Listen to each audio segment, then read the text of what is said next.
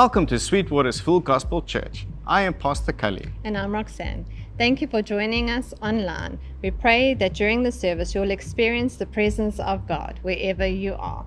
Now let's go live. There's something about the final minutes of a game that changes everything. Have you ever watched a game that is quite tense? Now, I'm not going to name names whether it's soccer, because I know we have a lot of Liverpool and a lot of Manchester United. I know there's some Chelsea fans here somewhere. Can I hear some Chelsea fans? Yeah, I thought so. Because you lost against Everton and now you guys are moaning. But now imagine now, like you watching last night I watched a little bit on TV, the Sharks game, but that was boring because we won 45-0. So, but yeah, but have you ever watched a game? Think about the Springboks, in the World Cup, and I'll even touch a little bit later on the Springboks, but let's just think about the Springboks, especially during the World Cup. They were really, tense, testing our nerves. Because every last game, whether it was the quarterfinals or the semi-final or the final, they only won by 1 point. And so you're like, I bite my nails and then my fingers are finishing. And so let me just ask this question, I'm going somewhere with this. When you watch a game like that, you don't scroll on your phone and go watch, things on Facebook. You are glued to the TV, right? If you laugh at the game, you are watching the game. Nobody, okay, maybe we can argue that point. Nobody, when the game is like on its final moments and it's a tense, final moment, nobody walks to the fridge to get refreshments. Okay. Nobody says, wake me up when it gets interesting. You are watching the game because you know it's tense. It's about on its final moments. And so, every move in that final moments count. And here's what I've learned. In the early stages, you can try and hide. In the early stages, you can try and hide. In the middle, you can maybe coast. You can coast. But in the end, at the end game, everything is exposed. Depth is exposed. Commitment is exposed. Who's ready is exposed. And I wonder how many of us love being part of the team, love wearing the jersey, love sitting in the stadium. But if we are truly honest with ourselves, we've confused attendance with assignment. We've been watching more than we've been moving. And so I believe we're living in a moment, and I want to speak this now. I believe we're living in a moment, not just culturally, not just spiritually, but even in the life of our church, your church, where there is not a spectator season anymore. We cannot be spectators anymore. We're living in the end times, people. We're living in a time where God is calling you to a higher level, to a greater commitment, where you no longer can just be a pew warmer. Not that we have pews, but you cannot be a pew warmer anymore. You cannot be a spectator anymore. You're actually going to have to participate in the game.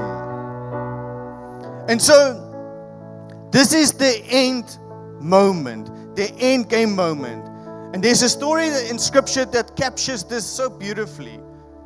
It's not about battlefields. It's not about sword fightings. It's about strategy. It's about positioning. It's about timing. And it's about courage. And it's the story of Esther. So let's go to Esther 4:14. And we know this passage so well because we quote the last part of this so well. For if you remain silent at this time, relief and deliverance for the Jews will arise from another place. But you and your father's family will perish. And who knows that you have come to your royal position for such a time as this. And this morning's message that I want to encourage you with is simply titled, The End Game. The End Game. Because when the game is on the line, neutrality is no longer an option. So let's open in prayer. We trust God for His word this morning. Heavenly Father and Almighty God and King, we come before you, Lord. We trust you this morning for your word. We trust you, Lord God, that you would encourage and empower, Lord God, and that you would just continue to speak into our lives this morning. That your word will not return void, Lord God. And Lord, that we would be nourished through your word, Lord God. But as you speak, the truth will come out also, Lord God. Because your word is truth. Your word cuts through the marrow and the bone. And as always, I pray, Lord God, that your servant will decrease and you will increase. In Jesus' mighty name. Amen and amen. And so here's the first truth that you have to understand when we're talking about the end game. And if you're taking notes, you can write this down. Positioned for more than you realized. Because all of us have been positioned for more than we can even begin to realize.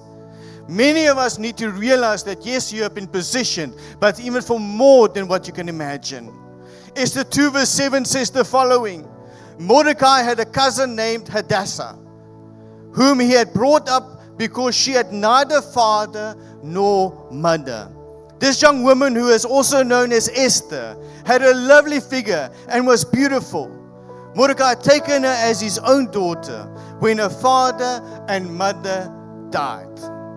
So here's the key. Spoiler alert, because many of us, we know the story of Esther. We know that eventually she is called Queen Esther. But here's the key here and the thing that we have to understand. Before she was Queen Esther, she was Hadassah. Before this crown, there was a loss. Before the palace, there was pain. And the text doesn't introduce her with royalty. Did you read it in the beginning? It doesn't introduce her with royalty. It introduces her to us with absence. With absence. No father, no mother, no covering, no inheritance. That's how the writer introduces Esther to the rest of us. Some of us know this, if we're honest. We know when we are like to be introduced by what we've lost. We introduced divorced, rejected, overlooked, addicted, abandoned, disqualified.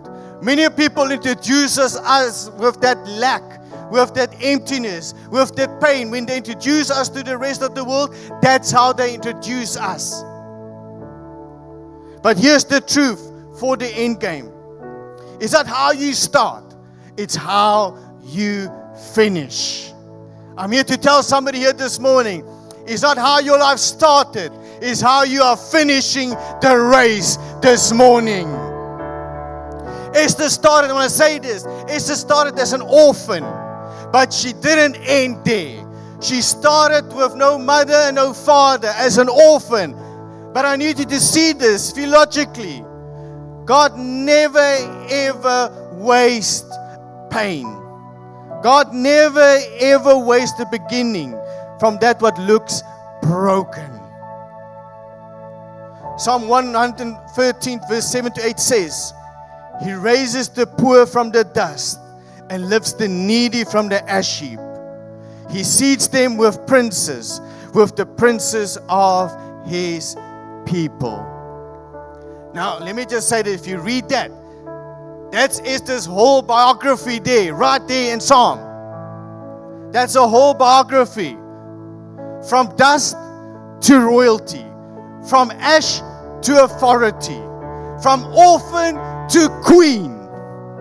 And the powerful part, and I want you to catch this, the powerful part of this whole story of Esther, God was working even before she knew she was being positioned. He was already working in the background, even way before she even knew she was getting positioned.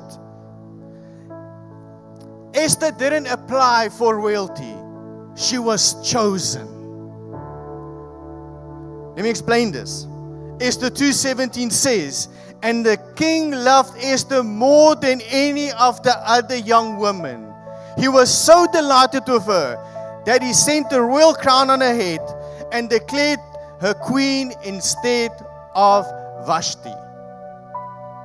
She didn't start crowned. She started concealed. But you see, here's the thing. Heaven had already written Esther's endgame. And some of you need to hear this again. Your starting point does not dictate your final position. Your starting point does not dictate your final position. You might have, and there's many of us in this church that started off broken, started with pain, started with hurt, started with loss. Maybe you started as an orphan, forgotten, abused. That was your starting point, but it doesn't mean that's your final position. And I'll explain it to us this morning because I want you to understand this. Because Paul says in 2 Timothy 4 verse 7, I have fought a good fight. I have finished the race. I have kept the faith. He doesn't celebrate the starting. He celebrates the finishing. That's what Paul is trying to tell us. He celebrates the finishing, not the starting, because the kingdom does not reward impressive beginnings. It honors faithful endings. That's how the kingdom operates. Now, don't miss this, because we're going back to Esther. She could have internalized her position at the starting point. She could have internalized the situation that she started with. She could have said this. She could have said, I'm just a girl without parents. I don't belong in the palace. I'm out of place here. She could have internalized all of those voices in her head and says, I don't need this. But identity rooted in pain will always limit destiny rooted in purpose. Somebody understanding that this morning? That your identity rooted in pain will always limit your destiny rooted in purpose. Because if you only fixate on your pain, you will miss your purpose and your destiny. Because oftentimes, and I've seen it many a times, and this is the God that I serve, and I hope you understand this is the God that you serve. Yes, we deal with pain. Yes, we deal with struggle. Yes, we deal with all of these things. But the beauty of the God that we serve, He will use the pain to still bring you into your destiny. Irregardless of your pain. He doesn't say, oh, well, that's too much pain. I cannot deal with that person. That person is a lost cause. Can I tell you, I've yet to meet somebody that God has not used to say, oh, well, that person is a lost cause. God still works the impossible in each and every area of each and every person's life. You are not a lost cause. Don't listen to the devil's voice. The devil might say you are far beyond repair. You are not. You are his masterpiece. Yes, we might have gone a little bit wayward. Yes, we might have been going on to a little place that we shouldn't be going. Yes, we might have missed a few things in our life. But it doesn't mean that God still can't change your ending from your beginning. We serve a God of the impossible. That's why the Bible reminds us. And we know this. 1 Samuel 16 verse 7 says, people look at the outward appearance, but the Lord looks at the heart. Many people will disqualify you because of your past, because of your pain, because of your emptiness, because of your absence. Many people will disqualify and say, how dare you think you can position yourself in this position? How dare you think you can love God this way when you have got these things happening in your background? Can I say this morning to you? It's not about what is in the outside. It is what is in your heart. And if God calls you a son and a daughter of the Most High, Scripture even says, it's not on the screen, but Scripture tells you this, that you are a royal priesthood. That means you got royalty in your heart. That means you got bloodline of royalty. You've got kings, you got princes in your bloodline. So don't discredit yourself because of your past. Don't let anybody tell you that you are unqualified. Tell them, yes, you might think that I'm unqualified, but my God qualifies me. Some of you are sitting here this morning and you know this as a testimony in your own life. You didn't belong in that business. You knew nothing about that business. And all of a sudden your business is successful. Some of you went into a job opportunity. You had nothing on your CV. And all of a sudden, the business, the company says, come join us. And all of a sudden, it's just one promotion after another promotion. And you wonder and you say, but how did it even happen? Can I tell you how it happened? God happens.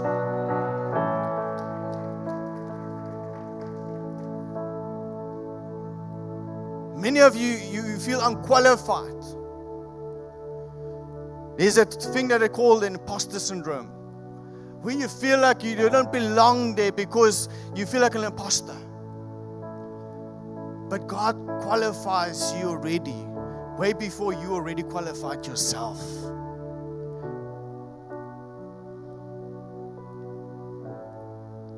People saw an orphan, God saw an instrument. People saw vulnerability, God saw availability. See, and this is again coming back to what I'm saying. God intentionally chooses unlikely vessels so that His glory cannot be confused with human qualification. He will intentionally choose people that are unlikely in all scopes and all measure to human understanding. He will choose those people because then it cannot be confused. This is God. Because if it was based on your qualification, people will say, but it's that person.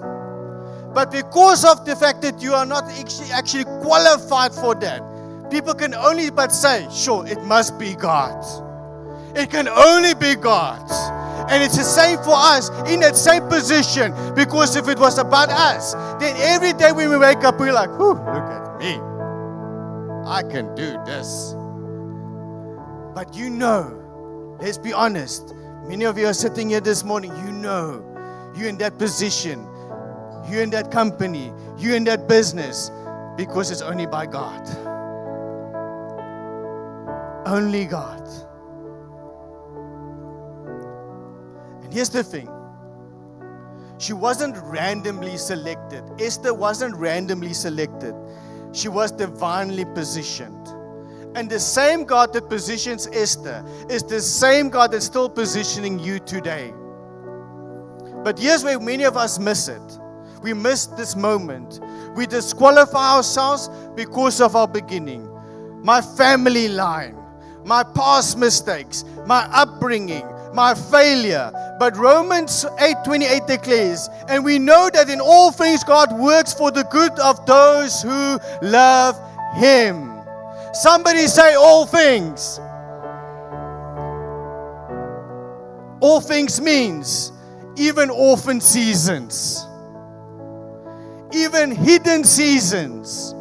Can I speak it to somebody here this morning? You just said loudly all things. Well, you need to have the trust and the faith to say all things. Even when it's hidden in your life, when you don't see God operating in the background, you need to know God is still doing all things for the good of my life. Can I even speak now, even loudly, to some silent seasons? Because many of us, we go through silent seasons when we don't even hear God. And yet God is still working in our life. Talking about silent seasons, prove me wrong. Go read it in your own Bible. Maybe your Bible translation tells it differently. But there's no mention, talking about Esther, that God was actually speaking audibly to Esther. During this whole story, God never ever spoke audibly to Esther.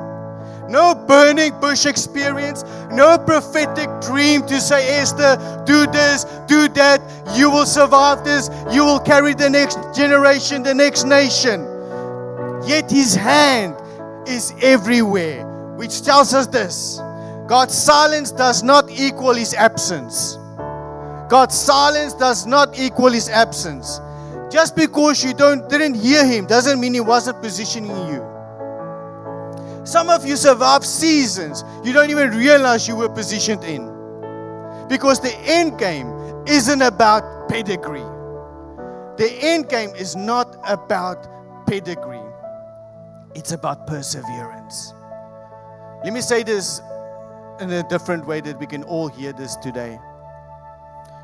Your past may explain you, but it should never imprison you.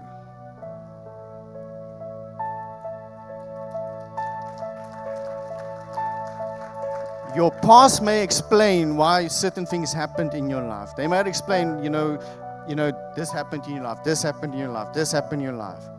But it should never, ever imprison you. It should never allow you to just stay in prison and say, I cannot move. I cannot have freedom. I cannot have purpose and destiny. Your past must never imprison you. Before your failure, before your shame, before your doubt, the end game was already in motion. So let me just say this. Don't insult grace by tapping out because of regret. Don't insult grace by tapping out because of regret. Let me even put it differently. Don't reduce redemption to forgiveness only. It also includes commissioning. Many people, they're like, I got saved. God saved my life. Okay, what now? Great. God saved you.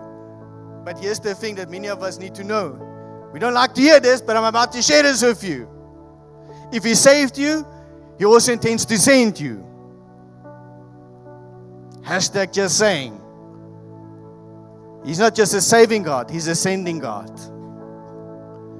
If He restored you, He intends to use you. And I want to say this clearly that you understand this. Not abuse you. Use you. If He restored you, there's a reason He restored you. So that you can tell your testimony and that you can be able to work in that place of the brokenness that was in your life and move beyond that, because there might be other families, other people, other young men, other young women that might be struggling, and all of a sudden your testimony can take them out of the miry clay and bring them into a place, out of the destiny that they thought that they were in prison, into the palace. And you have that authority because God gave you the authority. Why did He give you the authority? Because He restored you. He restored you from brokenness to wholeness. And again, it's not how you start, it's how you finish. Tell your neighbor, it's how you finish. Let me just say, the last time I checked, God is still writing endgame stories in this room. God is still in the business of writing end-time stories, endgame stories in this room. Truth number 2, the enemy always plays for keeps. This is what we have to understand about the enemy. Not to glorify the enemy, but you have to understand the tactics of the enemy. The enemy always plays for keeps. Esther 3 verse 5 to 6 says, when Haman saw that Mordecai would not kneel down or pay him honor, he was enraged. Yet having learned who Mordecai's people were, he scorned the idea of killing only Mordecai. Instead, Haman looked for a way to destroy all Mordecai's people, the Jews throughout the whole kingdom of Xerxes. See, here's the thing. Mordecai doesn't bow. Because he says, I only bow to one, and his name is Yahweh. I don't bow to man, I bow to Yahweh. And so Haman looks at him and is like, well, dude, you need to bow. And so it says that he doesn't just get angry. The word that they use there is he gets enraged. See, what starts as wounded pride turns into a genocidal plot. Because he's not like after just one person all of a sudden. He's after a whole nation, to kill and destroy a whole nation. That's how the enemy works. He never plays casual. He plays for keeps. He doesn't just go there to inconvenience you. He aims to intimidate you, silence you, and even try to erase you. But then we read in Esther chapter 3 verse 7, it says, in the 12th year of King Xerxes, in the first month, the month of Nisan, the pur, that is the lot, was cast in the presence of Haman to select a day and month. And the lot fell on the 12th month, the month of Adar. Now, there's a lot of words that you can unpack there. But what I want you to understand here, the key thing I want you to understand here is, he's casting lots. This Haman dude, he's casting lots to determine the exact date of Mordecai and the nation's destruction. Which tells me something. And I want you to catch this. He is being calculating, he is being intentional, and he's being strategic.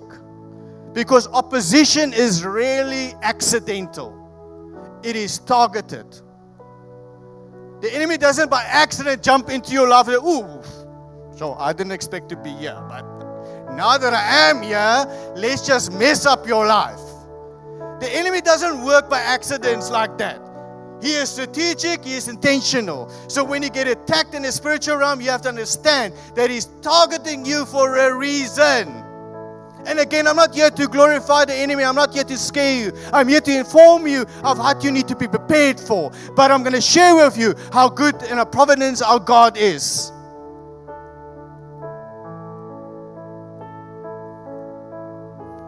And some of you thought that you faced random attacks. The pressure, the resistance, the attack on your confidence, the discouragement that came out of nowhere. No, it didn't come out of nowhere. It was there for a reason. It is there to silence you. It is there to knuckle you down and actually let you lie on the floor like you are nothing. But let me reframe it for us. Righteous conviction will always provoke hostile reaction. Some of you need to understand this. Righteous conviction will always provoke hostile reaction. When you stand up for God, guess what? You're always going to provoke the enemy. When you go into your place of work and you go into your place, you will always find that there's always going to be tension. Because the enemy doesn't like you to have a relationship with the Father. And so when you stand up for righteousness, guess what's going to happen? The enemy is going to be there. He's going to try and deny you. He is going to try and attack you. He is going to try and silence you because you're standing up for what is right. But here's what Haman didn't know, but you know. While he was plotting destruction, God already positioned deliverance. Because before chapter 3, there was chapter 2. Before the decree, there was a crown. Before the attack, there was an appointment. Isaiah 46 verse 10 tells us this. And I want you to, if you got your Bible, I want you to circle that passage. Because that passage speaks deliberately into the God that we serve. I make known the end from the beginning, from ancient times, what is still to come. I say, my purpose will stand, and I will do all that I please. This is our God saying, I will do whatever I please. I know the ancient times to the present times. I know the in-between times. I know the broken times to the restored times. Because I am. See, and this is why I'm saying, God is not reacting to your crisis. He is ruling over your crisis. See, while the enemy is writing threats, God has already written the ending. Let me put it this way, because I actually wrote it down for myself there. You know those things? Dear John. You know those Dear John letters? Now the enemy is writing a Dear John letter to you. Dear John, I'm about to mess up your life. I'm about to mess up your marriage. I'm about to mess up your family. I'm about to mess up anything that you have hold too dear to your life. But can I speak this over your life this morning? When you get and receive a Dear John letter from the devil, you go right to the letter and you go down to the bottom paragraph. And you read to the enemy the same letter and you say, Dear devil, I'm here to inform you, my God is stronger, my God is greater, and you haven't read the last part. You haven't read the last part. Go right down when he puts his signature down, when God puts his signature down. Can I tell you what is his signature? It is his own blood. Because he says, my child is saved by my blood. So when you get a Dear John letter, tell enemy he's missed the bottom part. Because my God is in the end game, not the beginning. So skip your Dear John letter. Return to sender.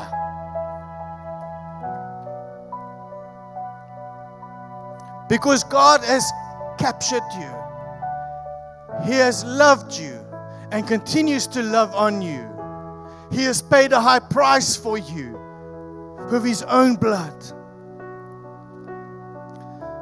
But here's the thing, the enemy doesn't stop there. The enemy is, I don't know if it's just stupidity or it's just like he's just persistent.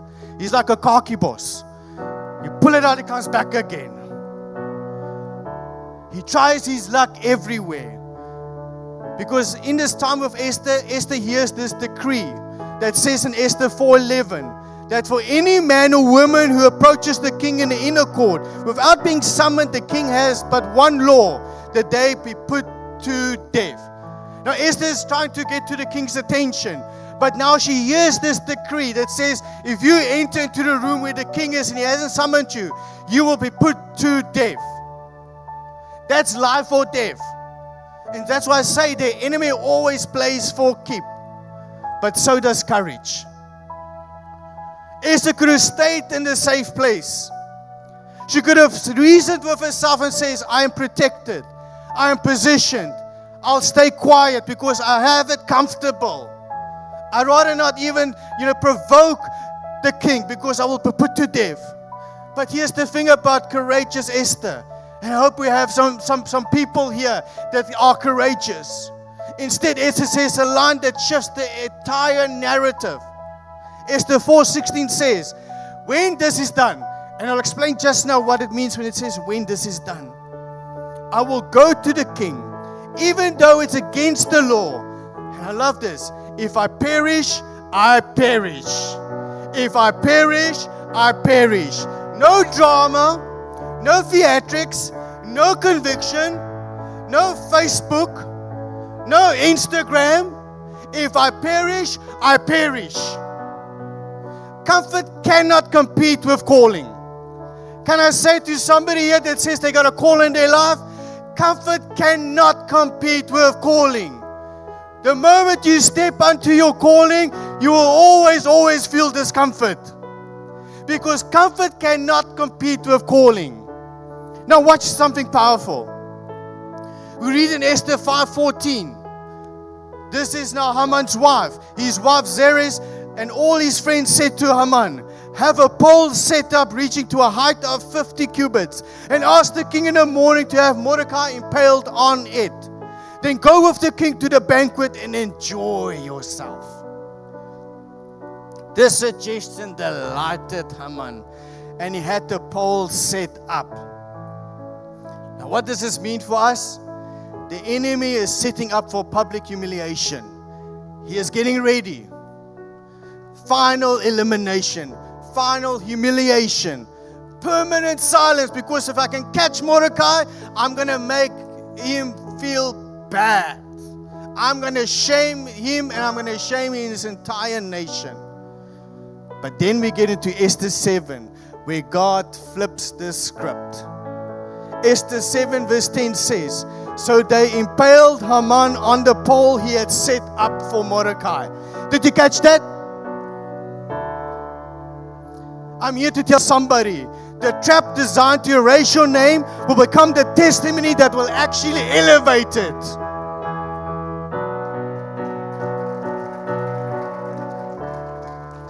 The enemy built it to finish you, but God flipped it to feature you. The enemy is trying to all schemes, all strategies to shame you, to insult you, to make you feel broken. But the very same structure will elevate you instead of shame you. But reversal came because Esther moved. If she stayed silent, the decree actually remained active. The enemy would like for you to believe. Stay seated. Stay quiet. Stay comfortable. Let somebody else handle it. But silence is critical moments. Strengthen destructive decrees. The end game belongs to those who refuse to bow, refuse to hide, and refuse to stay seated.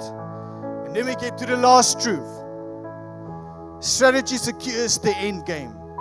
Let's go back to Esther 4:16. Remember I said to you, I will speak to you about, after this, when this is done. Now we speak into what is when this is done. Go gather together all the Jews who are in Susa and fast for me. Do not eat or drink for 3 days, night or day. I and my attendants will fast as you do.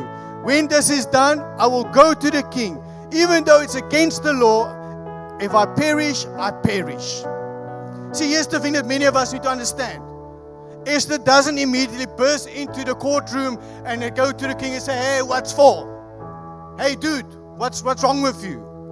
She doesn't go into that. Notice the order. Fast, then move. Fast, then move. Consecrate, then comfort.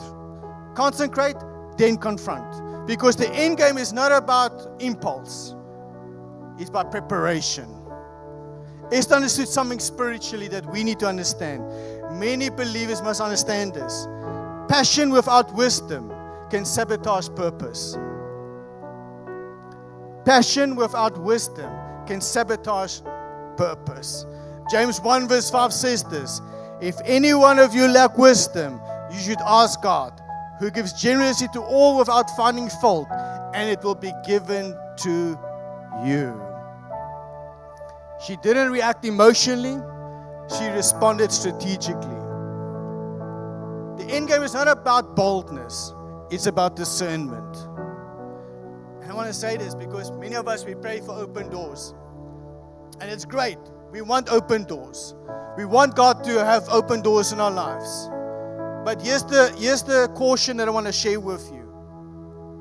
Not every open door requires immediate speech.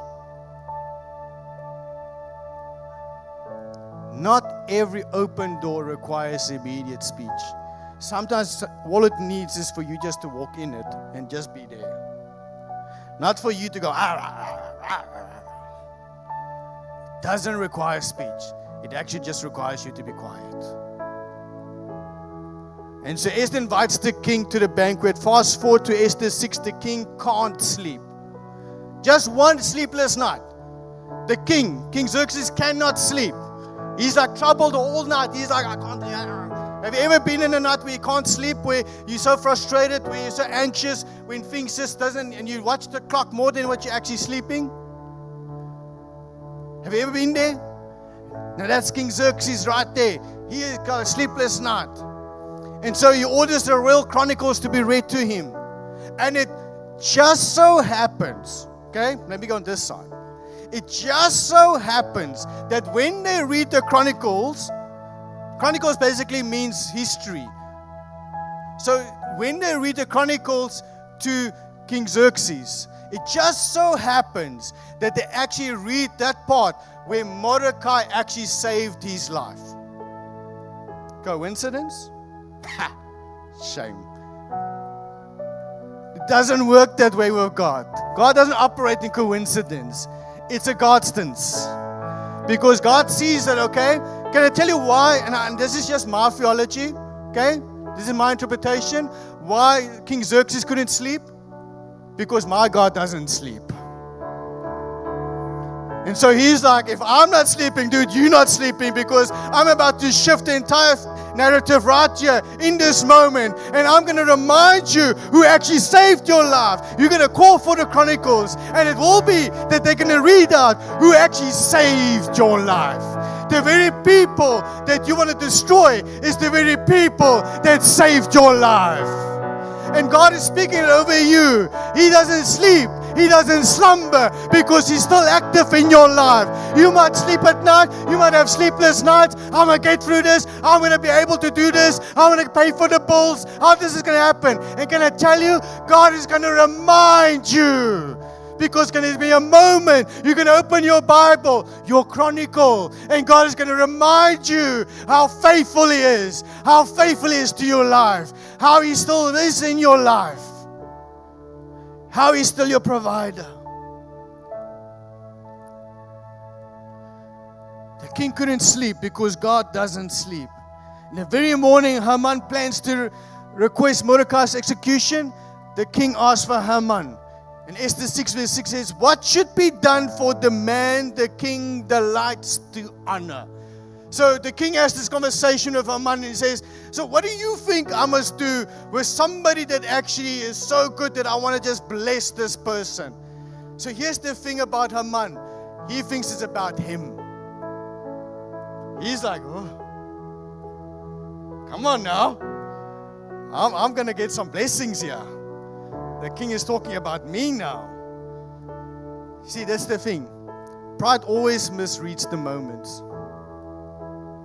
Pride always misreads the moments. Proverbs 16:18 says, pride goes before destruction and a haughty spirit before a fall. This is when I say this. The enemy always overestimates himself in the end game. By the time we get to chapter 7, Esther speaks with clarity, boldness, and direction to the king and exposes Haman. And history shifts. Not because she panicked, not because she posted about it, not because she gathered public sympathy, because she prepared, she positioned, and she spoke at the right time. Let me say this way. Wisdom creates opportunity, emotion would destroy. Maybe I need to say it slowly. Wisdom creates opportunity, emotion would destroy. Now let me bring this home. Esther had a position, but she still had to take responsibility. And some of us, we like positions, but we avoid participation.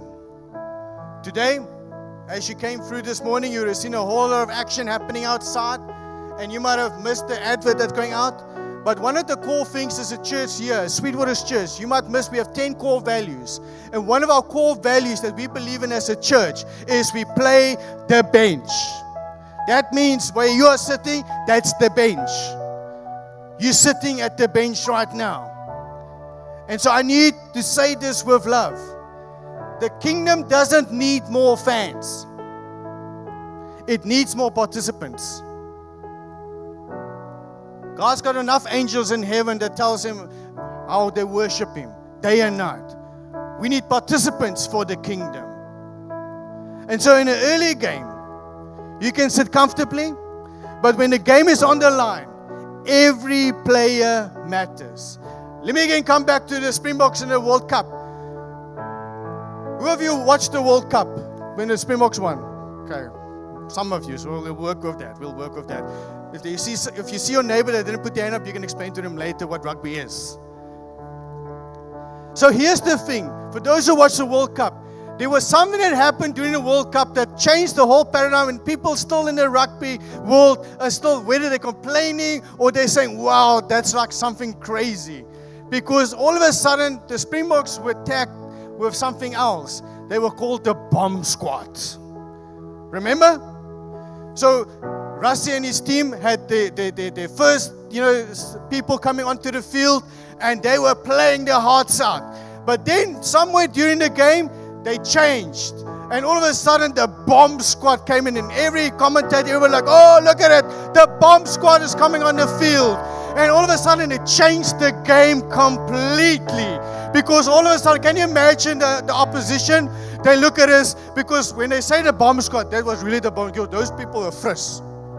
And they look like, now can you imagine as the opposition, you're tired. You're like, how many more we got? 40 minutes. Oh. And then you hear, the Bomb Squad is coming on, and you look like, what? So here's the thing about this. They might have not been picked first, but they were also the most important part of the game. Because when the game was on the line, the coach picked them and said, you need to go onto the field to change the narrative. And so they came off the bench, fresh, ready, prepared, and they changed the momentum. And some of you, I'm going to say this, however you want to take this, I hope you take it well. Some of you are the Bomb Squad of this church. Because You've been watching. You've been learning. You've been growing. But the end game is calling your name. Some of you, and I'm going to say this respectfully, hear me out. Some of you have been praying for 3 years. You know, I'm praying to serve. So you've been praying for 3 years of how to serve. And at this point, I want to say this. Heaven is actually telling you it's actually not that deep. You don't have to pray for 3 years how to serve. It's not that deep. And you don't need a prophetic dream to join the welcome team. I promise you, HOD doesn't ask you part of the qualifications. Did you actually have a prophetic dream? Part of the welcome team, all you have to do, and I say this always to the welcome team, all you need, the most important qualification you need is just,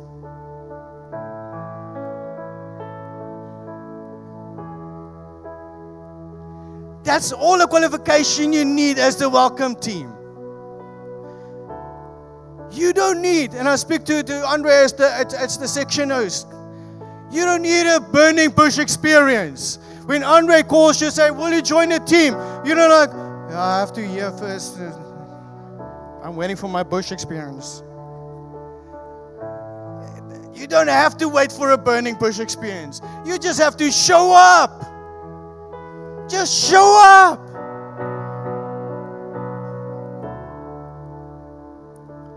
Obedience, and I'm going to say this because we treat this like that. Obedience is not mystical. It's practical. What if the breakthrough you've been praying for is connected to the responsibility that is needing to position you? What if your growth is waiting for involvement? What if your courage is unlocked through your commitment? The end game demands decision. If not you, then who? If not now, then when? Esther could have stayed silent, but silence will cost a whole generation. You might think, it's just serving. It's just joining a team. It's just helping out. It's not. It's alignment. It's obedience. It's stepping into the moment God is positioning you for. And so as you walk outside this morning, you will see that there's sign-up cards even on the seats here this morning. Blue cards. Please use those cards. Not as toilet paper, not to make kites, but write on them where you would like to join and plug into a ministry team. That's not random. That's an invitation. When we dismiss, you will see as you go out, ministries are setting up outside the courtyard. Don't, and I know not this church, but don't rush out to go straight to your car. Your car will still be where it is. That's why we actually have a car guard now. Okay? Your car will be safe where you placed it. Just mingle a little bit. Go to some of the tables.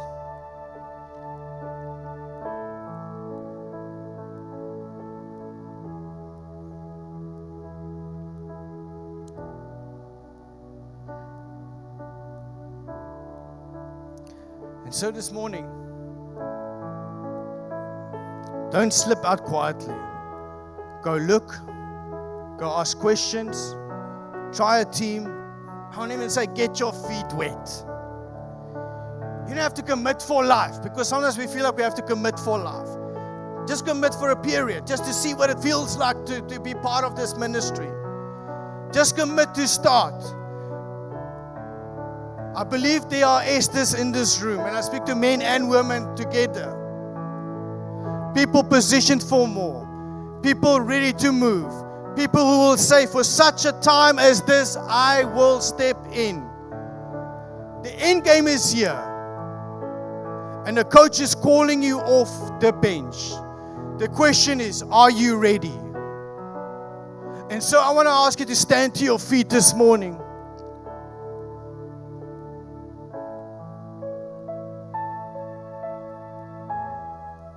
This is Play the Bench Sunday. And we are activating some people here this morning to move beyond just sitting in a seat. What if God has called you to be the next Esther? To move from comfort, to move from silence, and be able to be activated by God. And so I want to encourage you this morning. Don't just rush off. Don't just miss the invitation, miss the moment. Go see for yourself what is there outside. Go see what is there available to you. Be part of what God is building in this house. Each and every one of you come with experience, with giftings, with knowledge and understanding that you can actually help build and edify this body. Don't miss out. And so, Heavenly Father, Almighty God and King, we come before you. And we ask, God, that you would just continue to work in our lives. Lord, that we will not miss, Lord God, these opportunities that is laid before us, Lord God. It's not about just getting more volunteers, Lord God. It's about activating people in the gifting that you've placed upon them, Lord God. I pray, God, for each and every bomb squad member in this church, Lord God.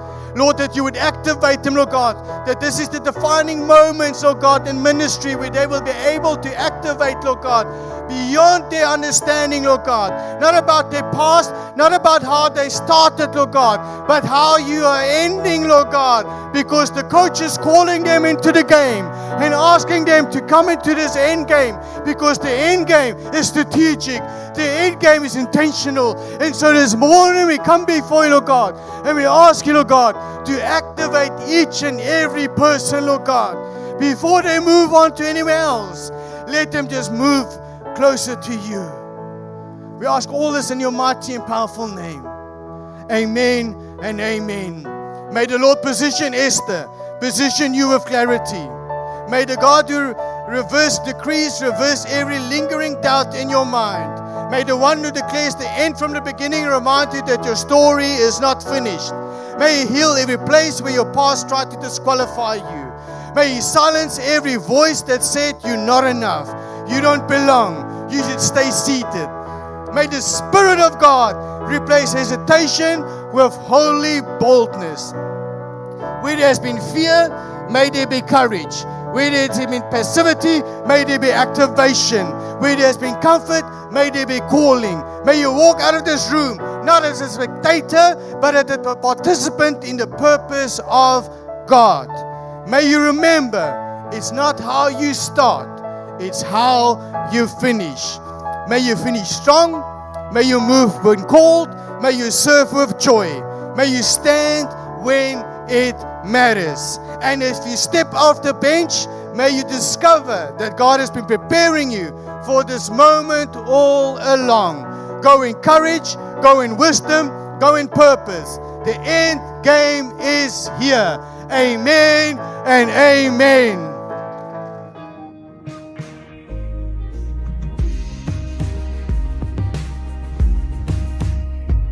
Thank you for watching till the end. If you were impacted by the service, please share it with someone else, like our page, and subscribe so that you'll get notifications of our upcoming services and events. May you be blessed as you journey with Jesus.